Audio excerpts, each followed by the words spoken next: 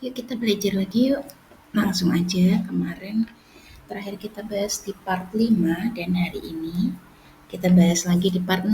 Nah, nanti kalian akan mendapatkan soal yang kurang lebihnya bentuknya seperti ini, tapi beda angka dan bisa jadi kalimatnya sedikit berbeda. Nah, materi ini sebenarnya adalah materi masih SPLS, masih SPT LDV.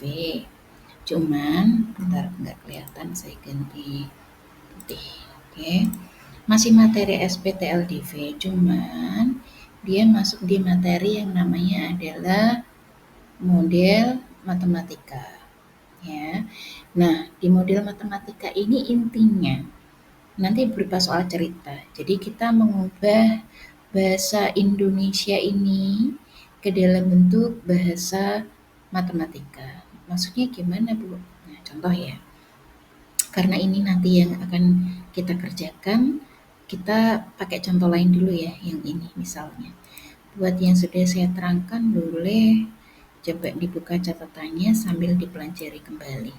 Nah, ini kan ceritanya ada seorang pemborong, dia punya persediaan tuh hanya 100 kaleng cat biru dan 240 kaleng cat putih.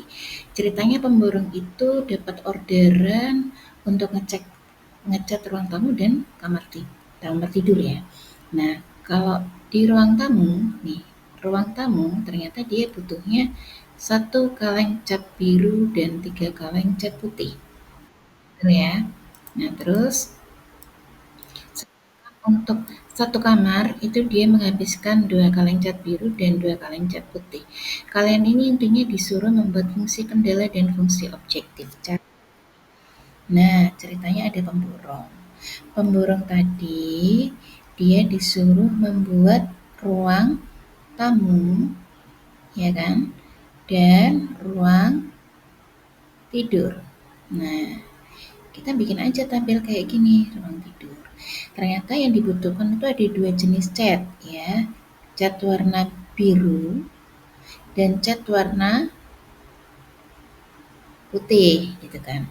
Nah, kalau di ruang tamu ternyata itu menghabiskan 1 kaleng cat biru dan 3 kaleng cat putih, ya toh.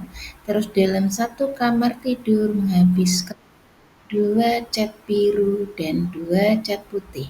Padahal stoknya cat birunya ada berapa ini totalnya? Oh, ada 100 nih stoknya.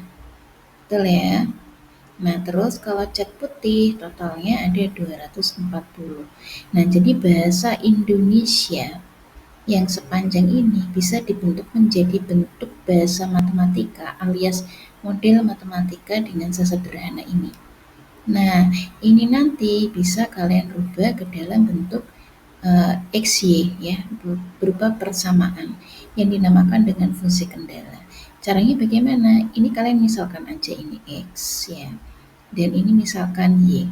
Terus ini apanya, Bu? Ini nanti menjadi sama dengan Y. Jadi bacanya nanti dari sini.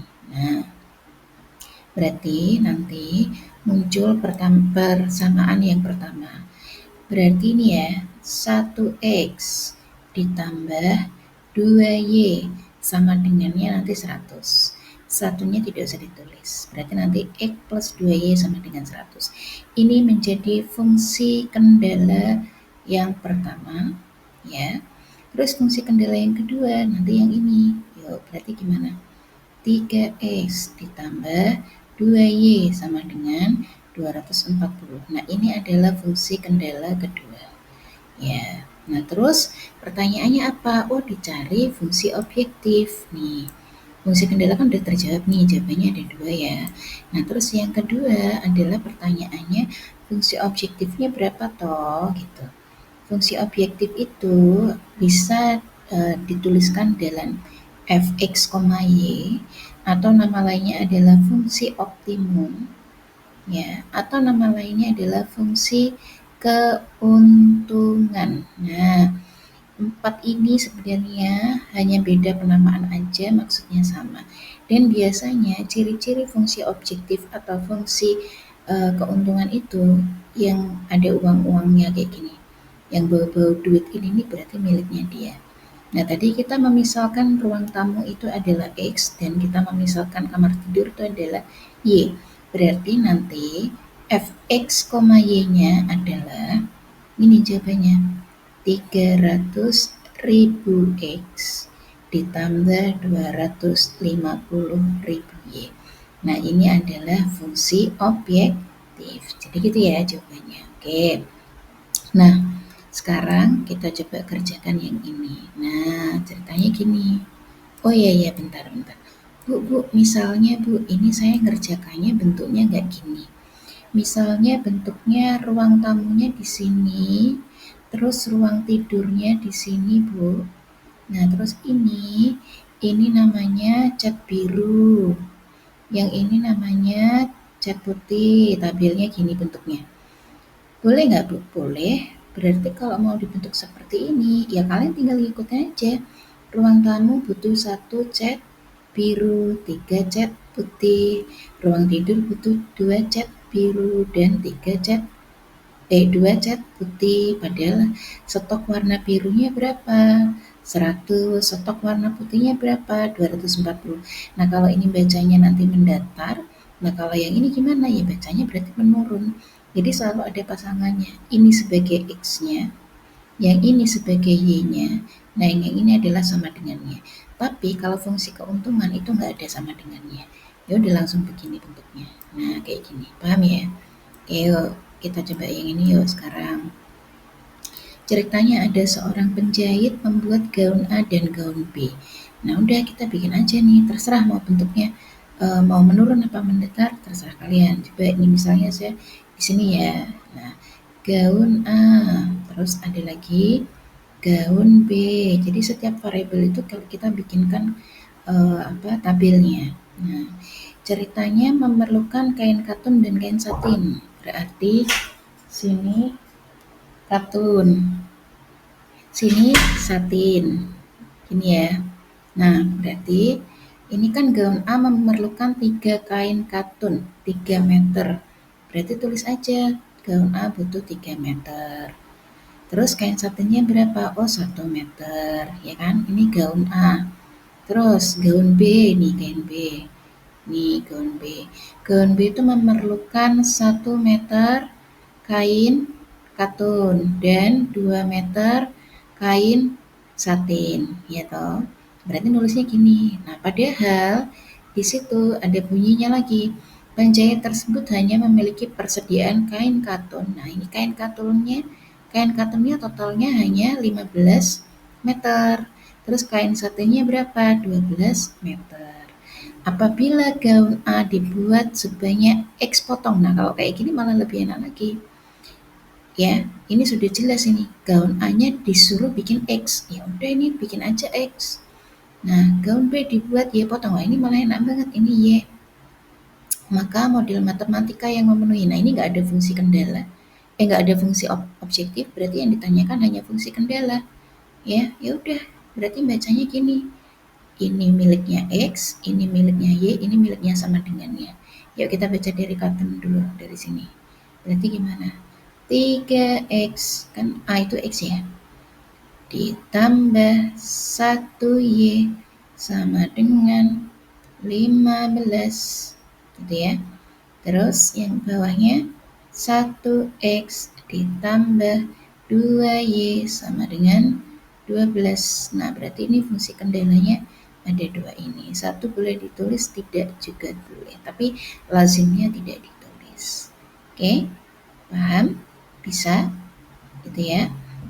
Kalau perlu contoh latihan lagi, boleh. Coba nih ya, saya kasih. Bentar. Nah, ini yuk. Boleh nih lihat ini nih. Di screenshot dulu. Boleh coba di screenshot dulu. Nah, ini buat latihan kalian aja di rumah ya. Boleh di screenshot dulu, di pause dulu, terus di screenshot 1, 2, 3. Nah, ini nanti kalau pertanyaannya fungsi kendala berarti X, Y sama dengan. Kalau fungsi sasaran itu maksudnya adalah fungsi objektif atau fungsi keuntungan. Dan biasanya fungsi objektif itu berupa duit, oke? Gitu ya. Nah, terus gini, hati-hati. Nah, kalau misalnya bentuknya ini besar, misal angkanya ya, ini pura-puranya ya. Pura-puranya itu adalah 6x plus 2y sama dengan 30. Misalnya gini, kalau dia bisa, selama masih bisa disederhanakan, harus disederhanakan. Karena biasanya tidak muncul di jawaban. Matematika itu selalu menggunakan jawaban paling sederhana, berarti yang paling kecil. Jadi kalau misalnya nanti muncul jawaban seperti ini, ya udah kalian bagi 2 aja semua, ya.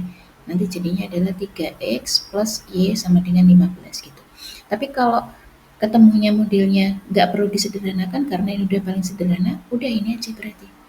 Gitu ya. Oke, semoga bisa dipahami dan jangan lupa tadi ada contoh soal, di pause dulu, boleh coba dikerjakan, jawabannya boleh ditulis di komen.